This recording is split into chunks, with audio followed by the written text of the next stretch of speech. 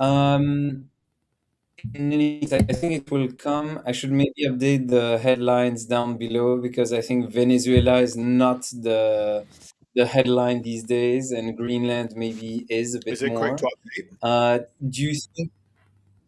Yeah. Um, do you? What are your expectations like for markets for risk on assets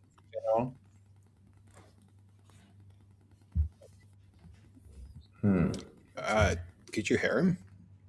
No, Yeah, I think I was you blocked a bit cut because out. the LinkedIn thing came on basically. Oh, I see.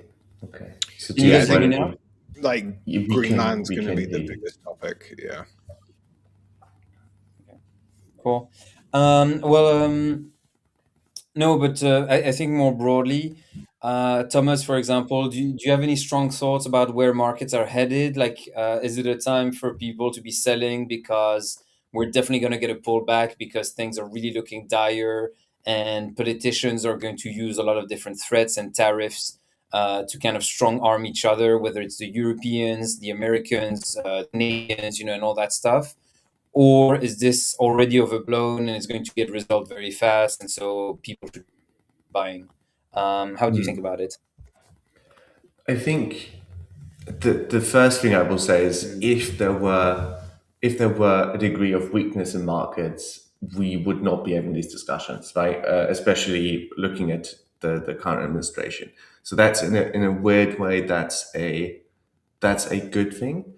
Um, we're back from sort of macroeconomic jitters to some degree of strength, good earnings, and I think that's what's being seen as an opportune, I guess, time for the administration to act and to get another nice to have off their to do list.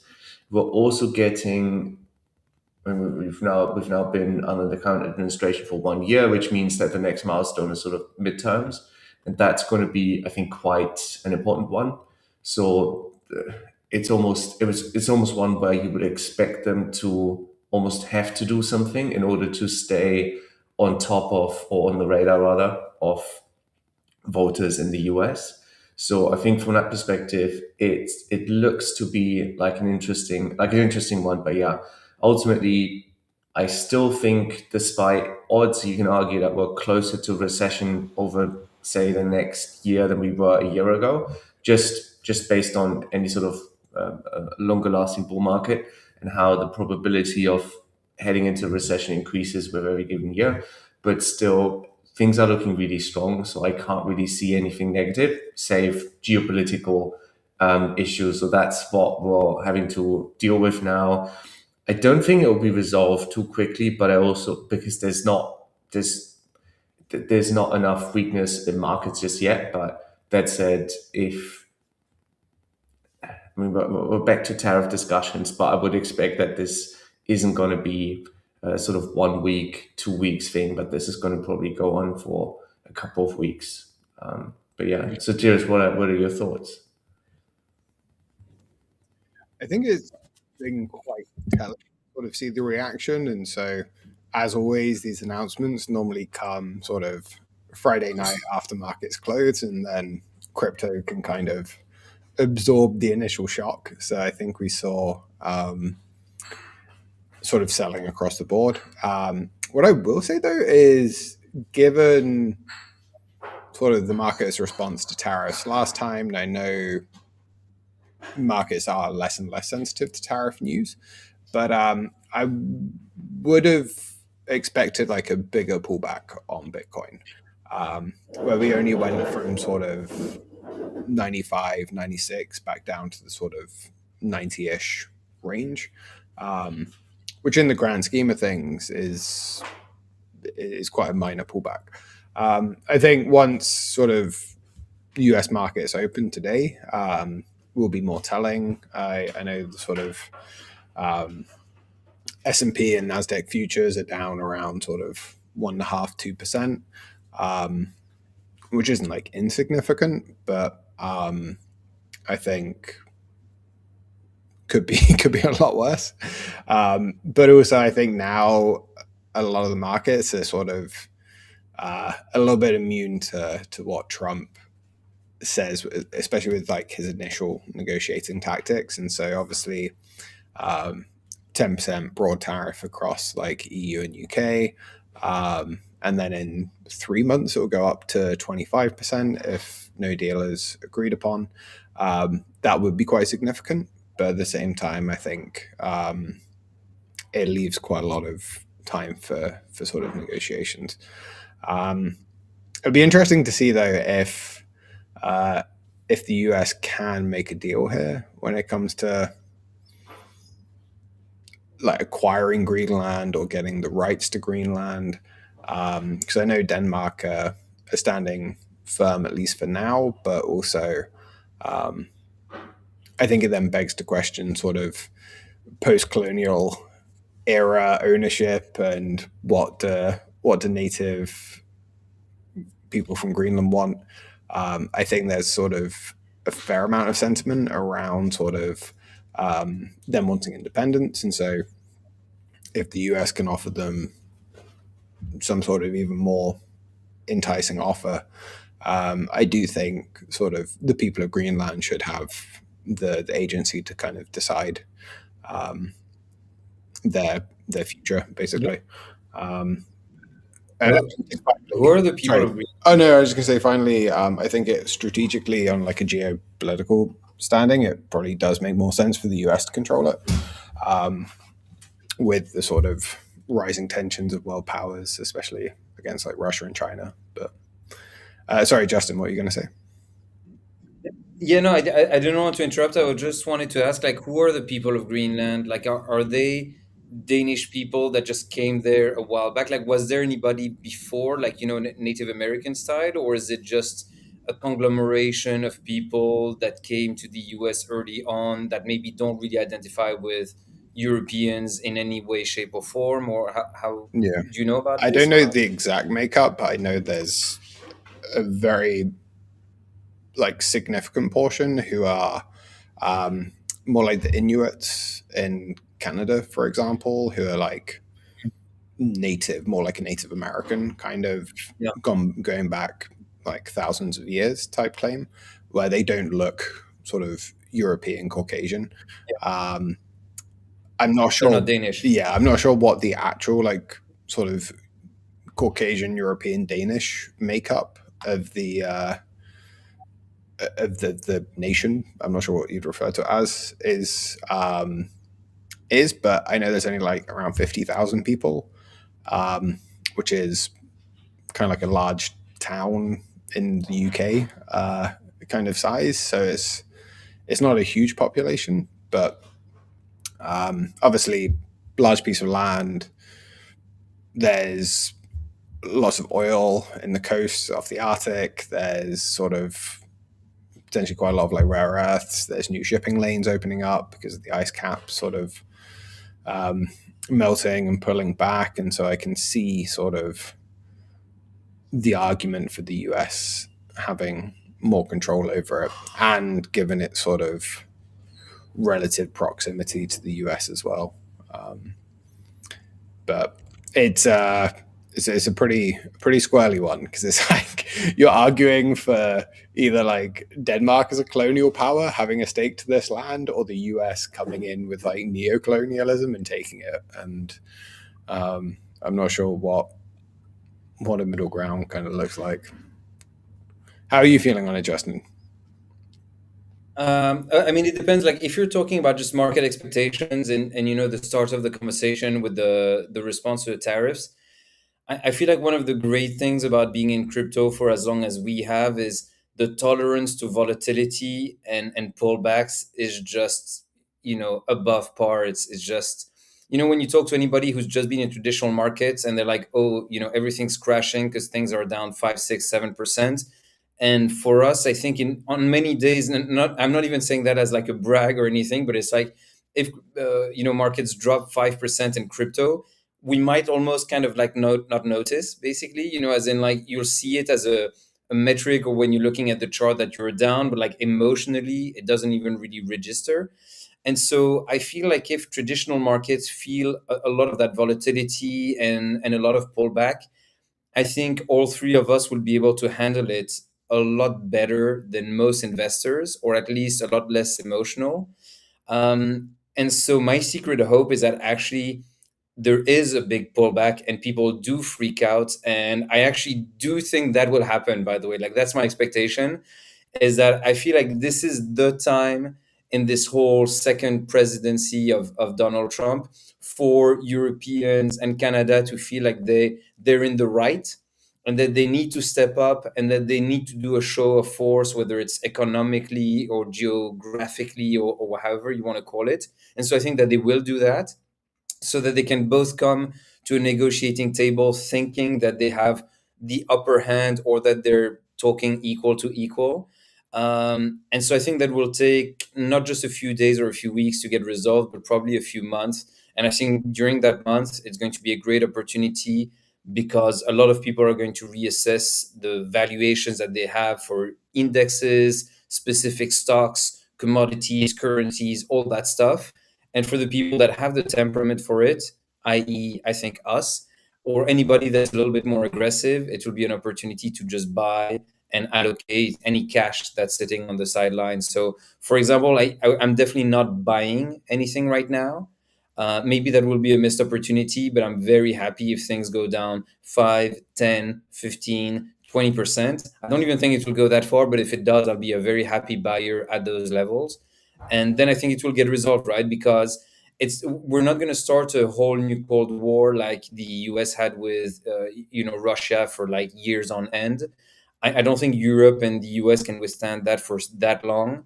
And so I think it's a lot of posturing on the geopolitical arena, where they can both look very tough, and then they'll come, make a deal, call it a win, and that's it. I'm not even talking about Greenland specifically. I'm just talking about tariffs in general and the whole US Europe relationship.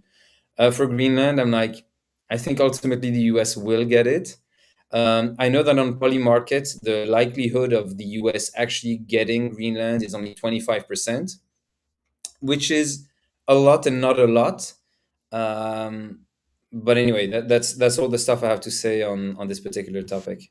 I think it's up from 17%, like Yeah. about a week ago. So it'll be interesting to kind of track how that moves. Yeah. The one thing I would say, and it's kind of funny because we're all three like, Europeans at the end of the day, or from the European continent, on this call here. But, I was talking about how Europe and the US are kind of both trying to look strong so they can talk equal to equal.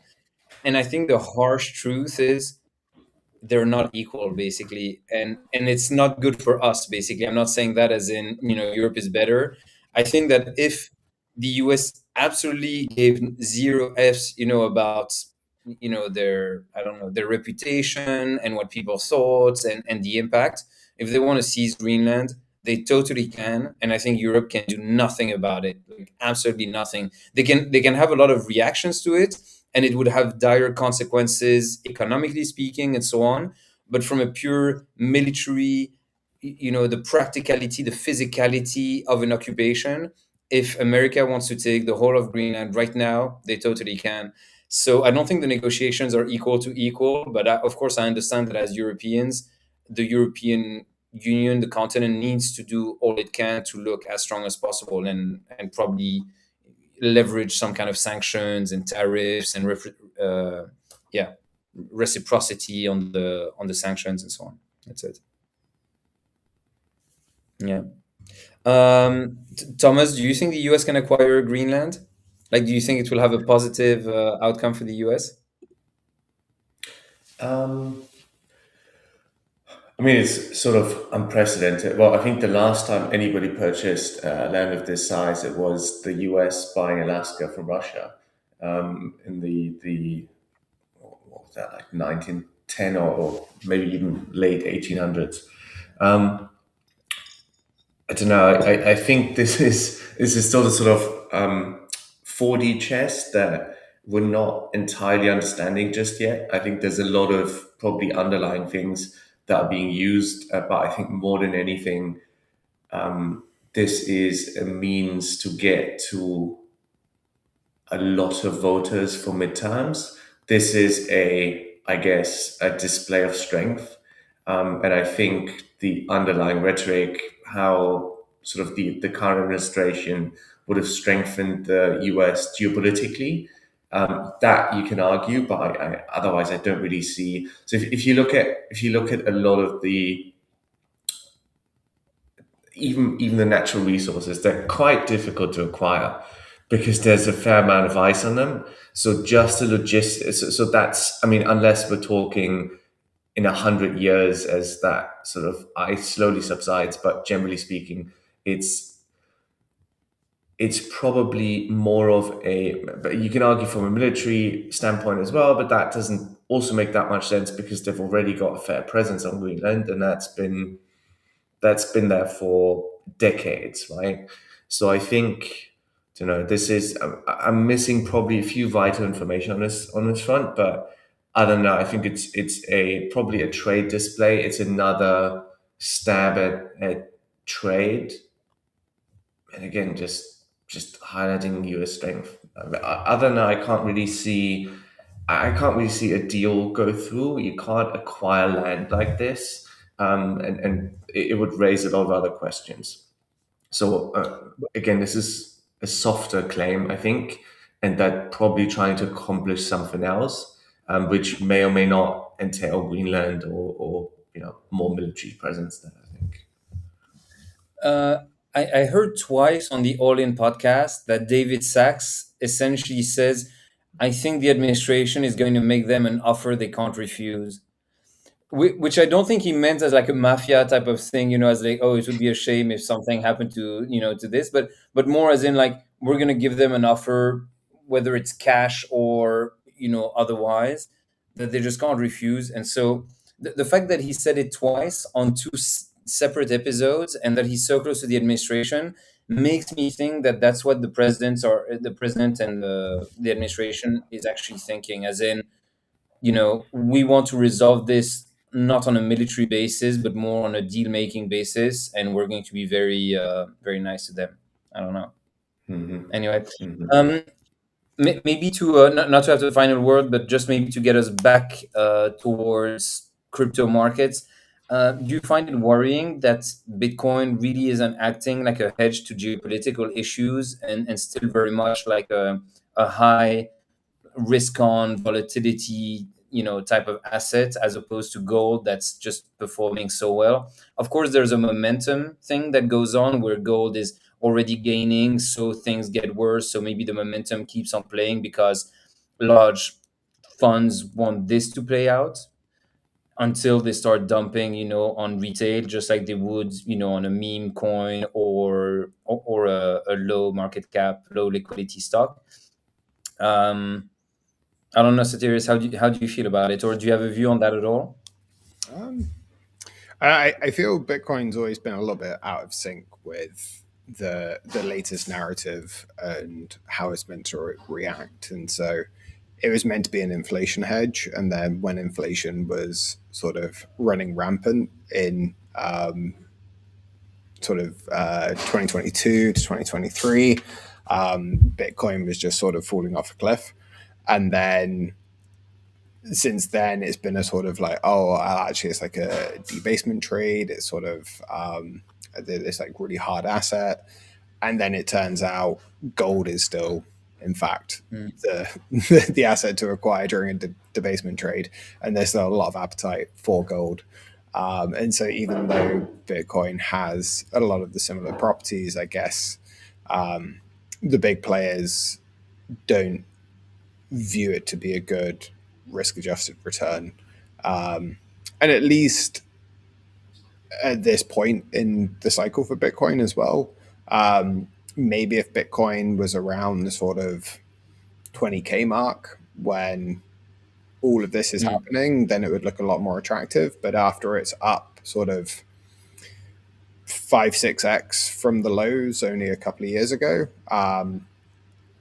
and gold has been sort of at least 6 months ago a lot less sort of aggressively pumped, then I guess gold just from a quick glance, looks like it could have a little bit more upside. And then also, it's just, I don't know, if you're a nation like China, if you're wanting to buy like trillions of dollars of something, I think gold's realistically the only vehicle still that can kind of absorb that type of buying pressure.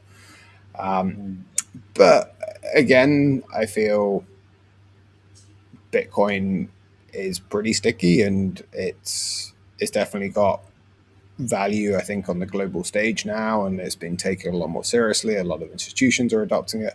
A lot of countries are at least sort of entertaining the thought of adding it to sort of sovereign funds and things like that. And so I think over the years, its legitimacy will kind of keep increasing and probably trend more towards gold long term.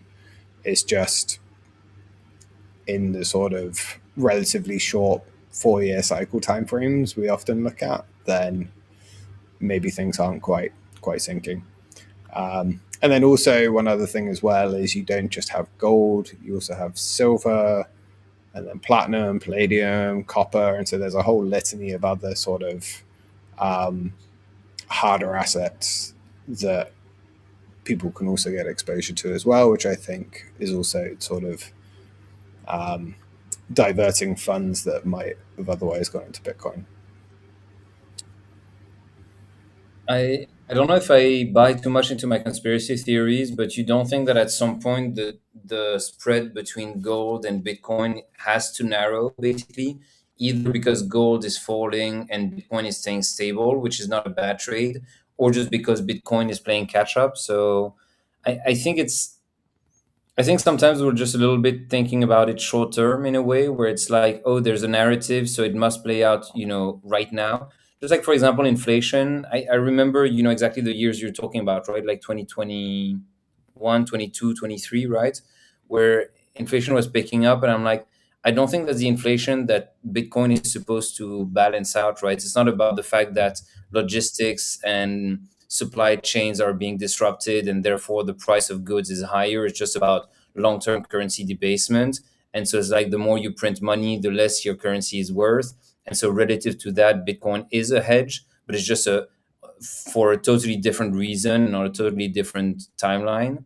And so same here. For me, I still buy into the idea that Bitcoin is like a hedge to geopolitical issues, as in if you're a user in Lebanon or Venezuela or wherever, you're probably better off holding Bitcoin than holding your local currency.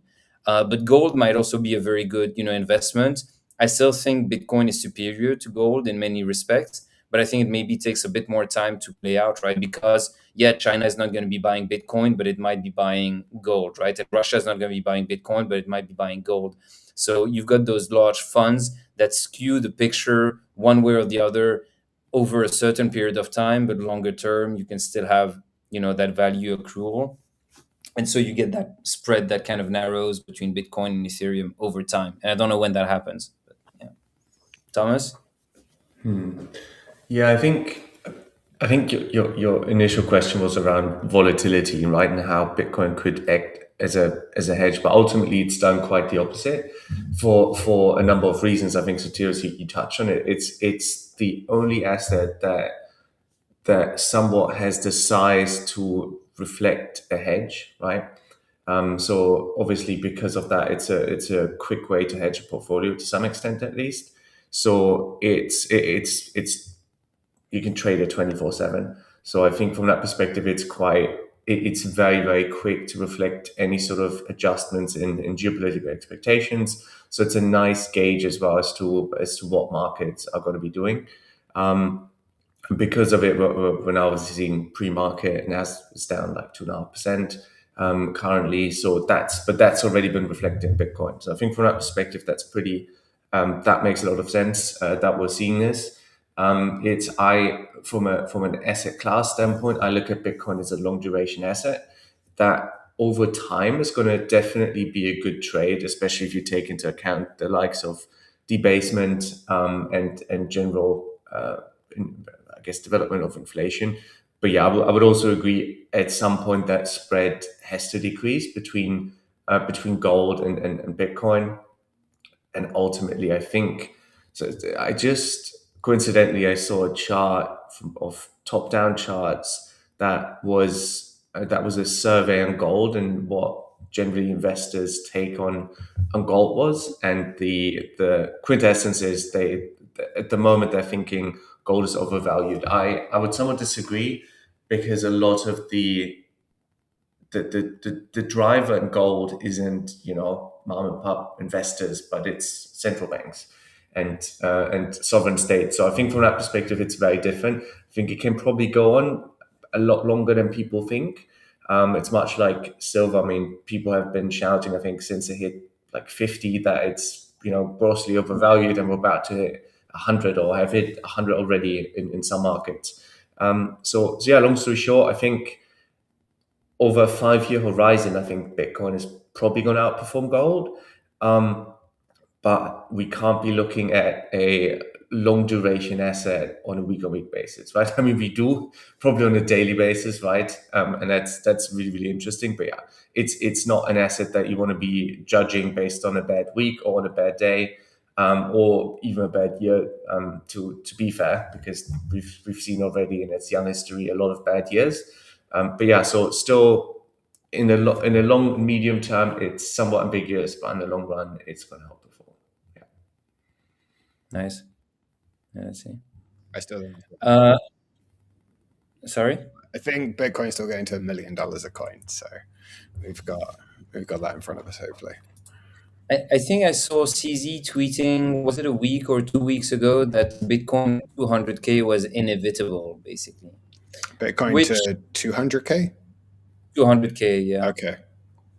Which is a lot less kind of like ambitious goal, Yeah. versus 1 million. But in an interesting way, it kind of makes it a little bit more real, right? Because we are at around 90 plus K. We've been to 126K. It's like, yeah, the likelihood that in the next, could it be 3 months, could it be 3 years, doesn't matter, right? That it goes to 200K kind of means that if you're holding any kind of Bitcoin bag, you're probably very happy at that time, right? However long it takes. So that's it. On that note, though, I guess you do need to factor in sort of opportunity costs as well. And Yeah.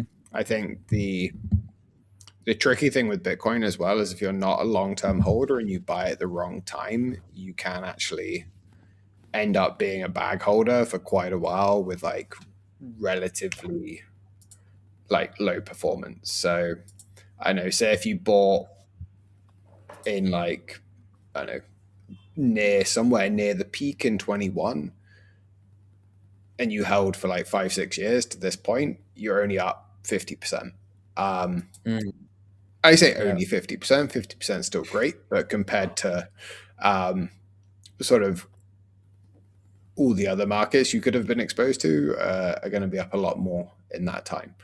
And so I feel as well, maybe that's hesitation for larger institutions as well. They may be hesitant buying around the 100K mark. They want to see if it pulls back to, I don't know, maybe like the 70K, 50K sort of range. And then I think on a sort of risk adjusted basis, it becomes a lot more attractive again.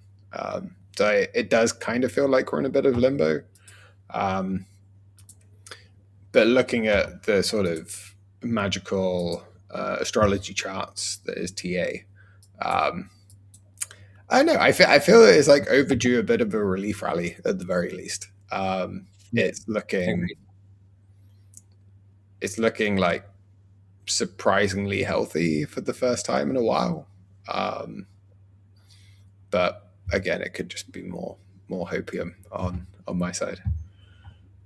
Here's the one thing I would say, with your earlier point, as in, it will, like, depending on when you bought, you might only be up X%, but if you take it rationally and you look at, let's say, the all-time high for the previous cycle, which is around like 69K, let's make it 70K for ease of math, and you do go to, let's say, 200K, you're actually up 2-3x, right?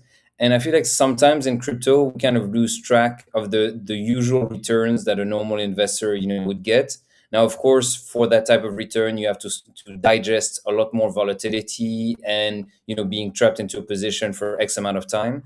But getting 300% on anything over even a 3-year horizon or a 5-year horizon is already an amazing performance by most standards, right? And so when you think about people that are buying the S&P 500, like yours truly does, since a long time, and you're getting your 5-6% per year. Of course, nowadays you're getting a lot more because all-time high, massive pump, AI, blah blah blah. But I would say, let's say on average, you're getting 5 or 6% after tax and blah blah blah. You're getting Bitcoin 300%. You need to be holding the S&P for a long time before you get to your 300%, even with compounding, right? So I still think there's this massive upside, and there's something to be done here, but maybe I'm talking my own book because we've been holding it for so long, or at least I have. I know, Sotiris, you've Yeah, been bad on that front. yeah. I would have been a lot Mm. richer if I had just held, regrettably. But live and learn. On But that note, what? it would be a lot less fun, I'll tell you that. Yeah. Yeah, it'd be a lot less stressful as Yeah. well. Um, Yeah. but Yeah. any on that note, though, any levels you guys would be comfortable sort of adding more to your Bitcoin stack? Mm. Like, were you I mean, adding in the sort of low 80s recently?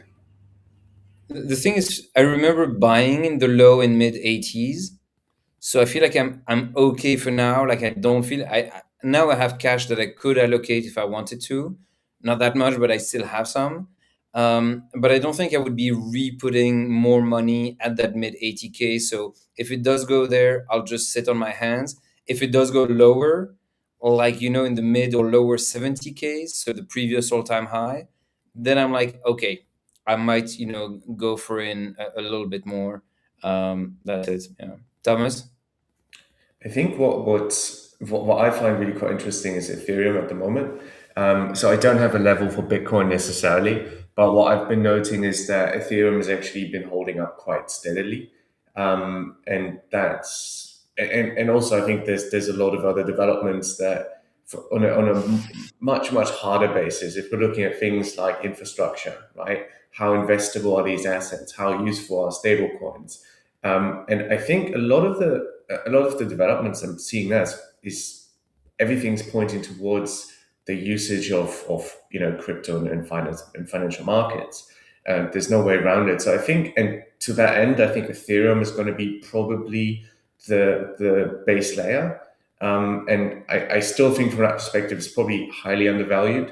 There's a lot of it's just too attractive of a piece of infrastructure. And if you look at the value that it moves and will be moving, I think it's a very compelling trade. Now, obviously, in terms of sizing, that's the interesting one. What is my conviction today? It's it's one where you would want to accumulate over a period of time. I wouldn't want to pull a trigger at any given day unless we're looking at a volatility level. And I do like to look at, as you guys know, from a VIX standpoint, I like to look at the S&P volatility index. And if we're about above 30, that's when it gets interesting. In any sort of short-term macroeconomic crisis type, that's typically when you're looking to accumulate. And we've seen a high degree of subdued volatility over the last couple of weeks. The last sort of peak was early November when we hit that 30 mark, and I think we're almost due to see at least something like high 20s. And at that point, I think it's worth definitely buying into it. The question is, though, how much has already been priced in. But I generally think that it's not. So, long story short, nothing can convince me to be a buyer in size today. But if this sort of continues for another 2-3 weeks, that would be a nice sort of time frame to DCA. But yeah, but I'm not. My conviction, as you can tell, isn't super high.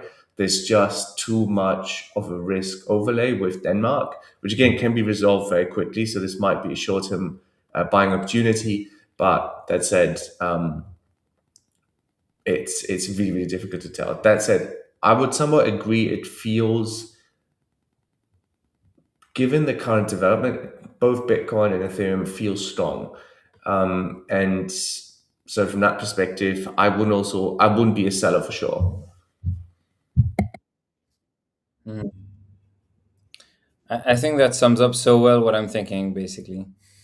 I mean, as in, I would be buyer at a certain level if things go down enough, but I think in terms of the whole, I don't know, dynamic that goes through, yeah, pretty much that. This Um, is basically Sotiris on a the, forever psyop into us hodling more Bitcoin ETH. But but I agree. I think ETH Sotiris is looking very, yeah, very ease. interesting. I wanted to talk about ease. Yeah, what do you think about it? I think Thomas makes a really good point, especially when you look at the sort of adoption of like decentralized finance, tokenization of sort of more traditional assets.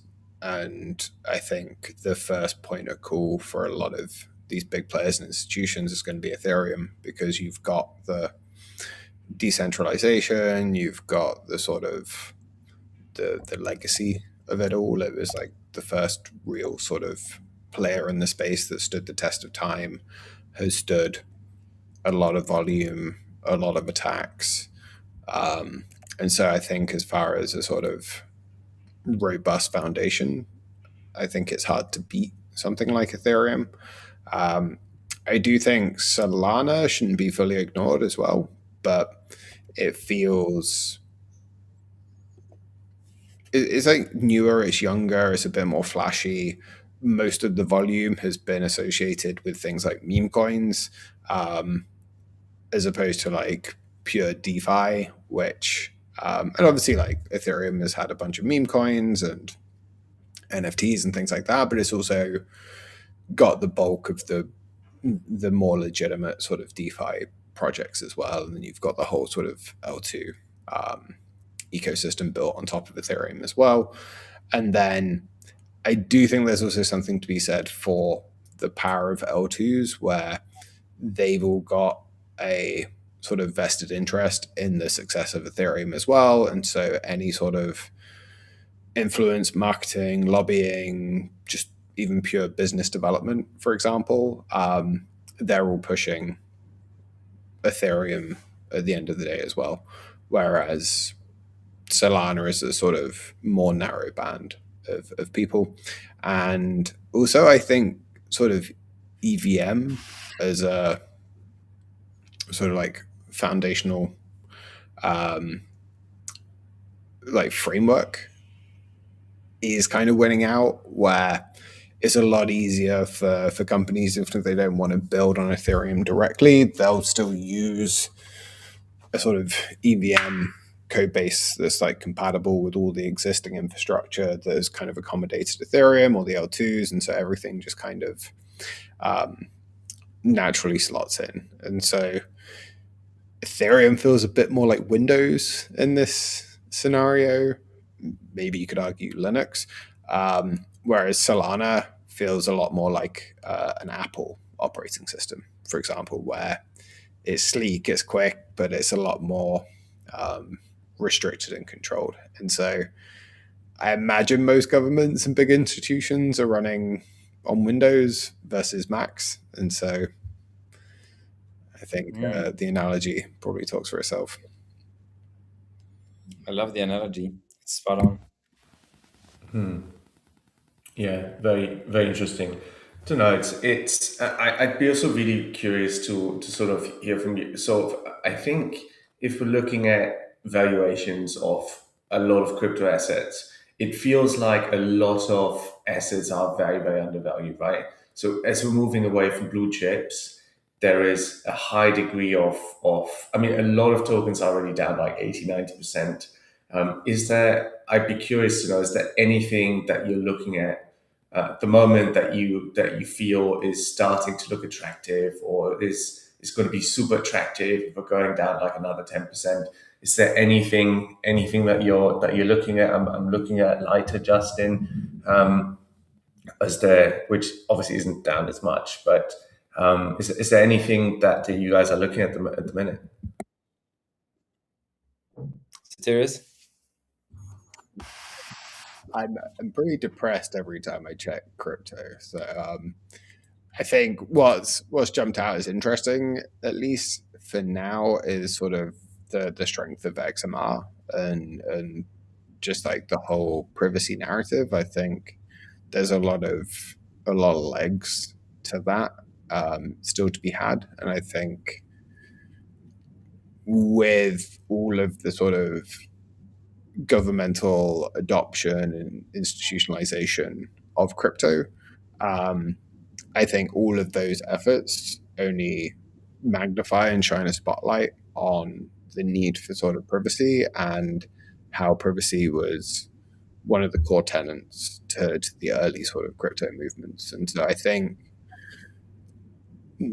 sort of somewhat conversely, the more widespread adoption crypto gets, I think the more it's going to highlight the need for privacy. And so in tandem, I think that'll magnify.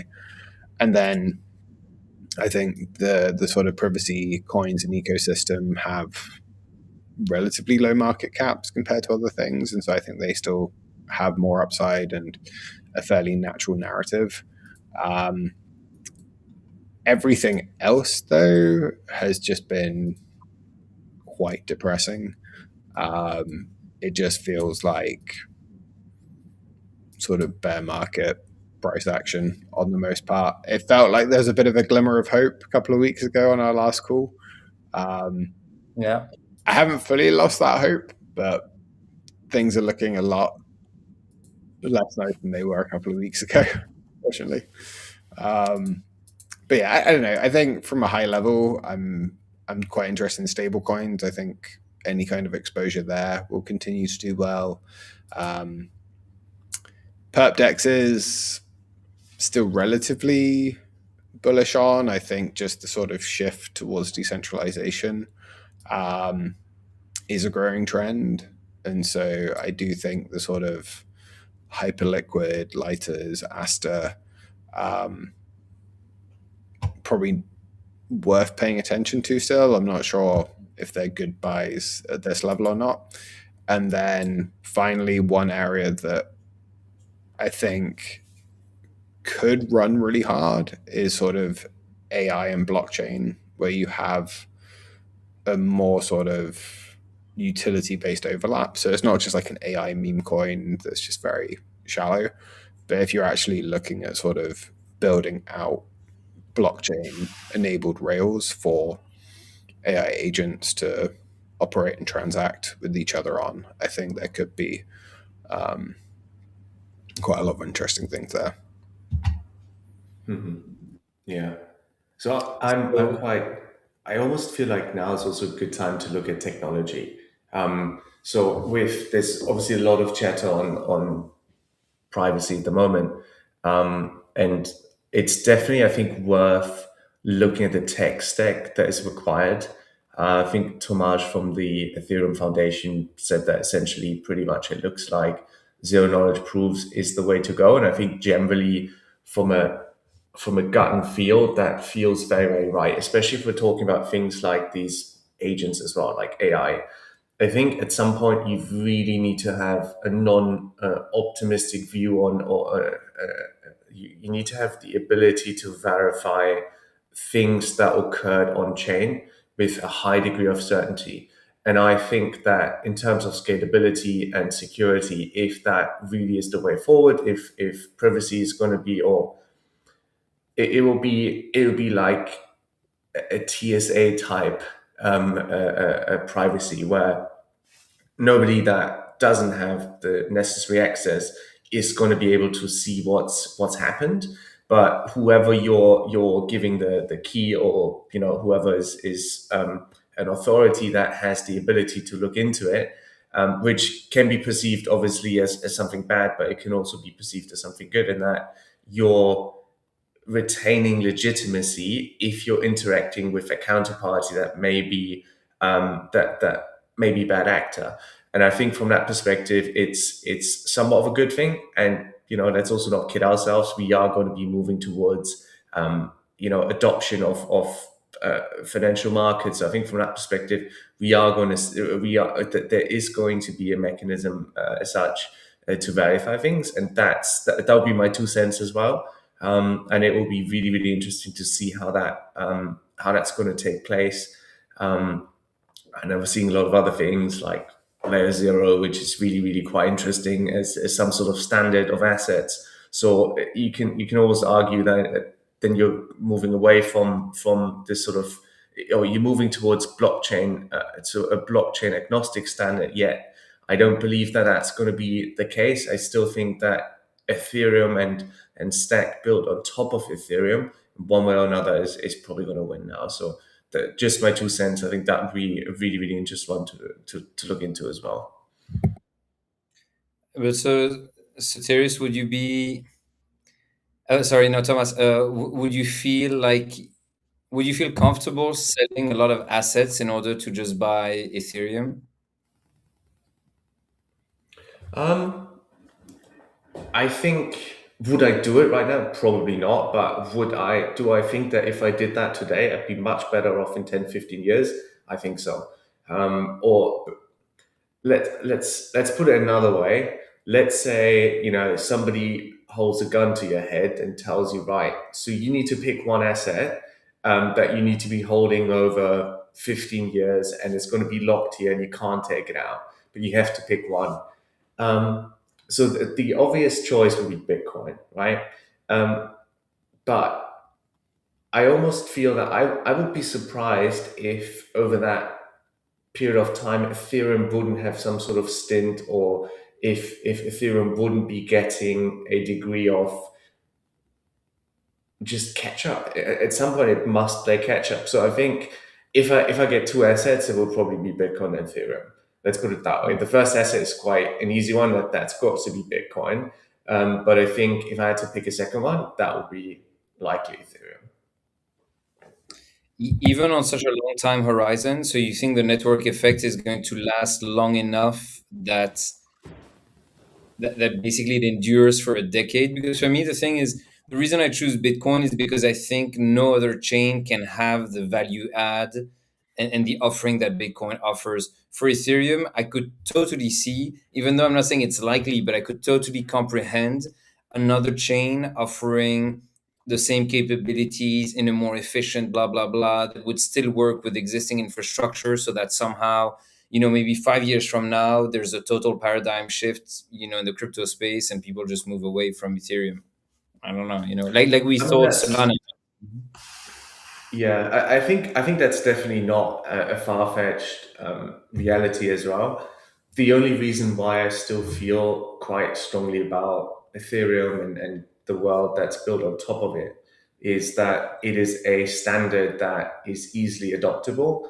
And so right now what we've got is an incredibly scattered infrastructure, right? So there's a couple of common denominators, right? If you take Swift, but those are payment systems. But these aren't native banking rails, right? So it's just a standard it's like a bridge, if you will. And essentially there's no need for bridging if you're using, if you must, there is effectively a way to do that in a standardized fashion where everybody trusts in this sort of HTTPS type standard that is Ethereum. And anybody can build anything on top of it, right? And anybody can be requiring additional things. They can obfuscate certain things using ZK technology. So I think, and that tech stack gets you where you want to be, and it's been running for the longest time. So if a bank were to build, its own blockchain now, that it will be to begin with. The architecture will be pretty close to Ethereum, I think, in the first place, except it will be potentially not as transparent. And then you're also getting to a point where you're like, well, why do we need to use something else in the first place if the attributes must be also quite similar to it? And I think from that perspective, there's going to be, I don't see how but these are also famous last words. I don't see how we're looking at a non-Ethereum based future. I think, and it's unlocking like a tremendous amount of value. And if you're looking at the potential of assets that can be moving on to Ethereum, which isn't going to affect its valuation, but there's going to be a hell of a lot more transactions, and I think that's where the value is going to be created. Just more usage, more often, and I think that the fine tuning, and it's been running for the longest time, and it Yeah. secures billions of dollars. So why not? Do you think that in that analogy, Ethereum's going to be more like the sort of telecom providers in that instance, where it becomes more of just a sort of commodity, and it's actually in the interest of the system to keep the sort of price of Ethereum lower, because the higher ETH goes, the more expensive everything gets to use? That's a really interesting question, actually, and I think it's a really, really good analogy. I think if you look at cell providers, they have one issue, and that is you're already running at full capacity. So there's no, so they can never take so they go based on users, right? So the more users, the better, because they'll obviously pay a fee. You've got the margin business, which for them is they can maybe squeeze out a few more dollars of every user, but that's sort of it. Now, I think the difference is in terms of participation in on a blockchain. There's a lot of people that participate, right? So there's businesses, there's people, which that to be fair, you would also have on telecommunication. But the difference is the value on chain, right? So you have on one hand you have everybody participating, right? With arguably at some point there's going to be some degree of saturation, but I think the factor that would distinguish it is ultimately the network effect of wealth as well. So you've got one. You've got one where essentially you need to build a lot more infrastructure to sort of replicate the current setup, but then that also enables you to do a lot more, because if you think in terms of a business, you can, I mean, finance is obviously my background, so if you're wanting to automate your entire P&L, you can have certain vendors pay to certain addresses, right? So the scale is not limited, and I think the efficiencies that it can unlock is just much larger and exponential, and a lot of the use cases we've not even seen, and that would be the distinction, if that makes sense. So we're quite limited for telecommunication to actual users being like corporate or natural users, but from a you haven't got that wealth effect. You don't have the use cases that have yet to be built because it's already saturated. And I think that to get to a point of saturation, we've got a long runway. Makes sense. I think the amount of wealth, value transfer and accrual is very different to the telecom kind of paradigm. So that can come at a premium. Like if you're transacting hundreds of billions of dollars, you probably don't mind spending a little bit to secure it. So, Therese, I know you have to run off in 3 5 minutes.